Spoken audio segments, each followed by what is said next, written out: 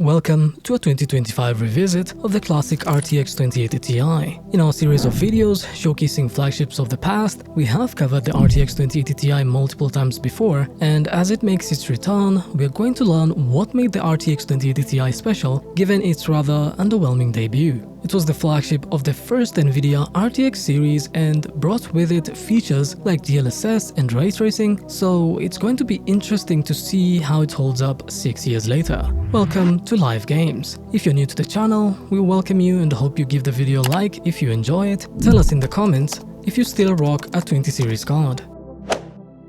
Have you recently installed Windows and you're tired of seeing the Activate Windows logo stuck on the bottom of your screen? Then our sponsor KeysFan has you covered, and you can enjoy low prices for Windows and Microsoft Office digital licenses that link to your Microsoft account at a very affordable price, and you can enjoy even bigger discounts using our coupon code LIVE50 for a massive 50% discount on a Windows 10 and 11 activation key, and use code LIVE62 for an even bigger 62% off your next purchase of Microsoft Office. The site supports multiple currencies and checkout options like PayPal or credit cards, and the key gets delivered to your email within seconds, so get your Windows key today using the link in the description.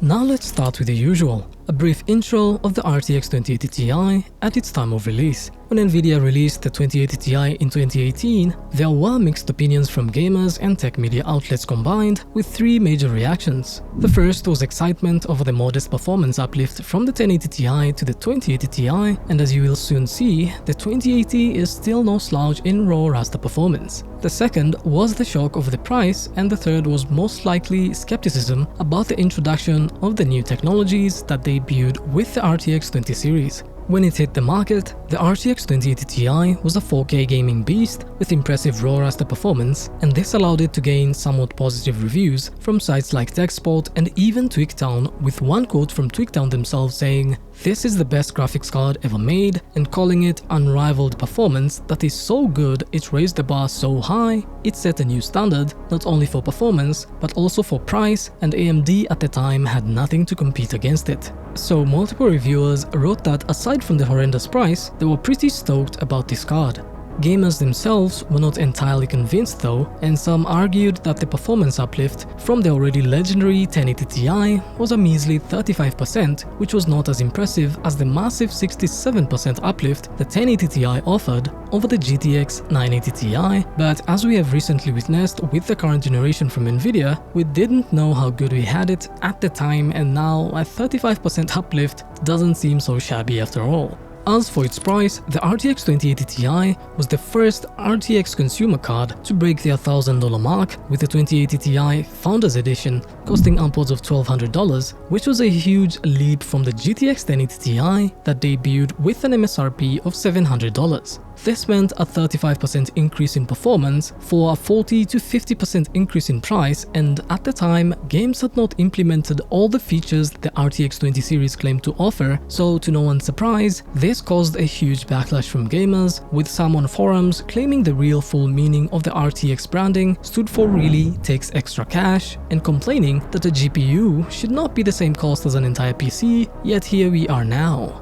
Despite the mixed reactions, there was a shortage of the cards once released, and this made them even more expensive at nearly $1,500 to well over $2,000. So safe to say that we've come full circle, with the exact same thing happening for the third time, with the 5090 listings on eBay reaching an insane $3,000 to over $6,000.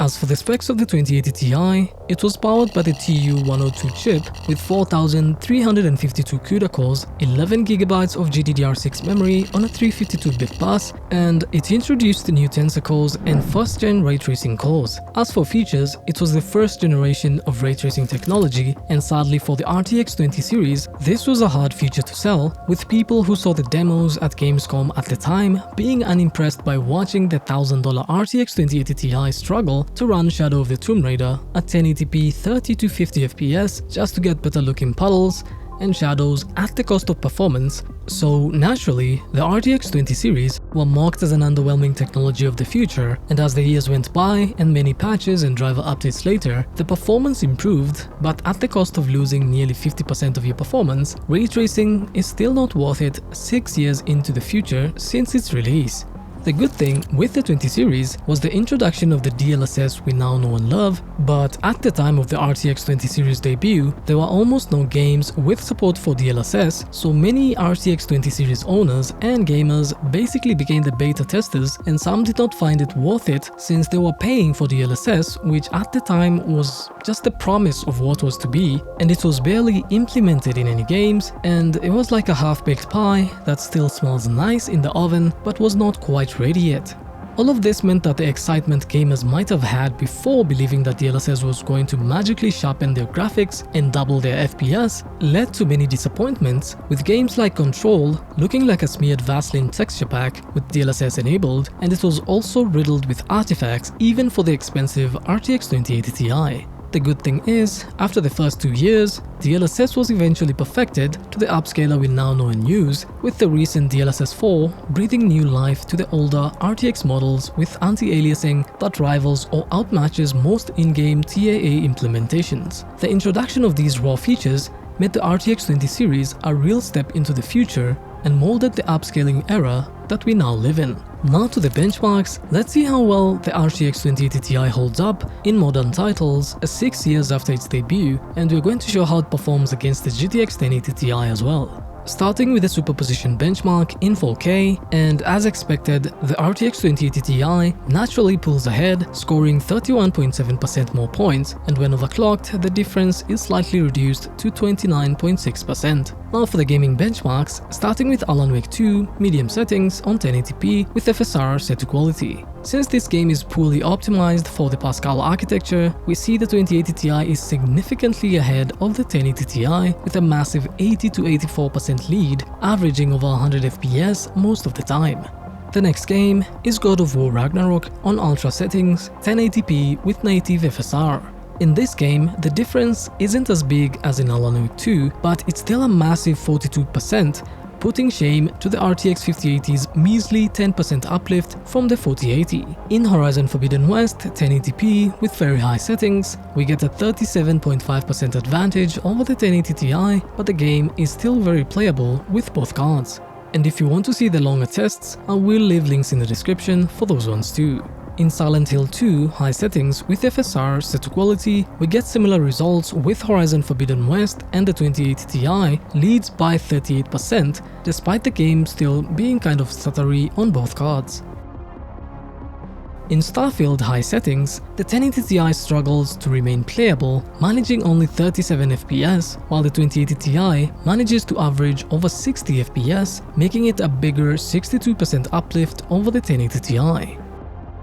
In Assassin's Creed Mirage, very high settings on 1080p, the 2080 Ti manages 80 to 90 FPS, while the 1080 Ti hovers around 60 FPS, making this another huge 47 to 48% uplift over the 1080 Ti. In Cyberpunk 2077 on high settings with FSR set to native, the 1080 Ti manages a decent 55 to 60 FPS, but the 2080 nearly doubles that by getting 90 to 100 FPS, so it's an impressive 58.7% faster even in the in-game benchmark. As we have seen, the 2080 Ti has widened the gap with the 1080 Ti over the years, despite it only seemingly offering a 35% increase in performance when it launched, and it has now managed to become 53% faster with recent games, as developers seem to barely optimize newer titles for the Pascal architecture, giving the Turing architecture superior performance with recent releases. Clearly, the 2080 Ti is not yet a 1080p card, so let's test it in 1440p and see how well it holds up with a small OC of plus 80 MHz on the core and 700 MHz on the memory. Starting with Apex Legends on low settings, we get over 250 FPS average, which is still very decent and very playable.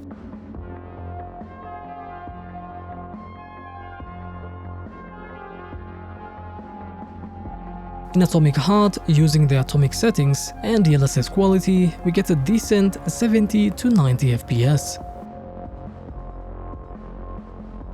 In Battlefield 2042 on high settings, the game runs really well even in a lot of action-packed scenes and averages a playable 90 to over 100 FPS.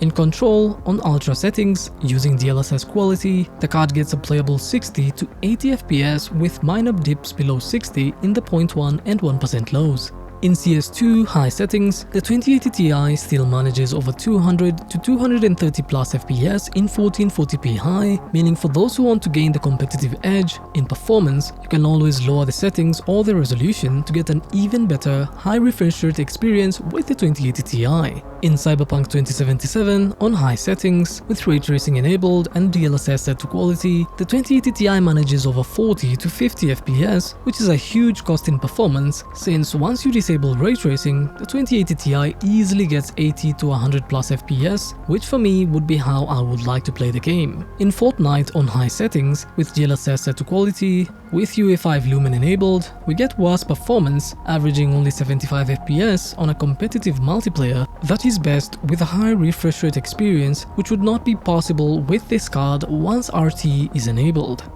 In Ghost of Tsushima Ultra settings using DLAA, we get around 55 FPS, which is not a lot, but you can set DLSS to quality to remain above 60 FPS all of the time. In God of War Ragnarok on Ultra settings using DLAA, this game is very well optimized and gives us a playable 60 to 75 FPS. In Horizon Forbidden West, very high settings with DLSS set to quality, the game not only looks good, but runs good as well, and the 2080 Ti manages 60 to 85 FPS depending on the section or the scene. Regardless, it remains a very playable experience. In Indiana Jones on Ultra settings with DLSS set to quality, the 11GB of VRAM allows the 2080 Ti to run the game well without it crashing, since this game demands a lot of VRAM and it crashes a lot with 8GB VRAM GPUs, and because of this, I've gotten an RTX 3070 that I'm planning to test against the 2080 Ti in an upcoming video. Don't forget to subscribe with the bell icon on so you don't miss that video. In Marvel Rivals on high settings, despite the game being rather demanding, the 2080 Ti manages a playable 80 FPS average, so with competitive settings, you can still manage to get over 100 to 120 FPS with this card. In Spider-Man 2, very high settings, with DLSS quality, the game does run well with playable FPS over 60 FPS most of the time, but there are multiple stutters as you can see on the 0.1 and 1% lows. With RT on, the game runs even worse with half the FPS despite barely looking any different, so I don't think it's worth it with the 2080 Ti. In Pubg Ultra settings, the game does run well despite the 0.1 and 1% lows being a bit of a mess. We still manage to get over 120 FPS, so if you use lower settings, you can achieve a higher refresh experience. In Ratchet and Clank on very high settings with DLSS set to quality, once again, due to the 11GB of VRAM, the game runs really smoothly and we get averages of over 100 to 120 FPS. In Stutter Hill 2 on Ultra settings with DLSS set to quality, the game runs just as stuttery as it did on 1080p, but the 2080 Ti manages to remain above 60 FPS most of the time. In Star Wars Jedi Survivor, very high settings with DLSS set to quality, the 2080 Ti gives us a decent 70 FPS, which is enough for a single player title like this. In Starfield Ultra settings with DLSS set to quality, the game runs really well where we get 60 to 70 FPS, so it remains a very playable experience. In The Last of Us Part 1 Ultra settings with DLSS set to quality, we average around 80 FPS, which is actually very playable, but there are some minor drops in the 0.1 and 1% lows, but that happens with all GPUs I've tested in this game in that specific area. In Warhammer 40k on Ultra settings with DLSS set to native, the game runs really well and we get to average over 60 FPS most of the time with a smooth frame time graph, and we still get max eye candy without the need for upscaling. In the Half-Life 2 RTX Demo Edition, using low graphic settings RT with DLSS set to quality, as you can see, the 2080 Ti struggles in this game and averages 26 to 30 FPS, and changing DLSS to balanced allows us to remain above 30 FPS most of the time, but despite the game being extremely demanding, it's still an intriguing demo of how ray tracing can improve older games. In The Last of Us Part 2 on Ultra settings, using DLAA, the 2080 Ti manages around 50 to 60 FPS around the demanding jungle scene, but aside from that, it remains above 60 FPS throughout most of the game. As for the results, we've seen how the RTX 2080 Ti holds up nearly 7 years later and is still a viable option for 1440p gaming. It was the first of its kind, paving the way with the first generation of RT cores and upscaling technology, and despite its mixed reaction introduction, it's good to see it's still relevant years later. In 2025, it's the performance equivalent of the RTX 3070 or the 4060 Ti, which due to the improvements in architecture will run cooler and will be more efficient, but if you can find a 2080 Ti for $250 to $300 used, then I would get that instead of an RTX 3070 which only has 8GB of VRAM due to NVIDIA's planned obsolescence.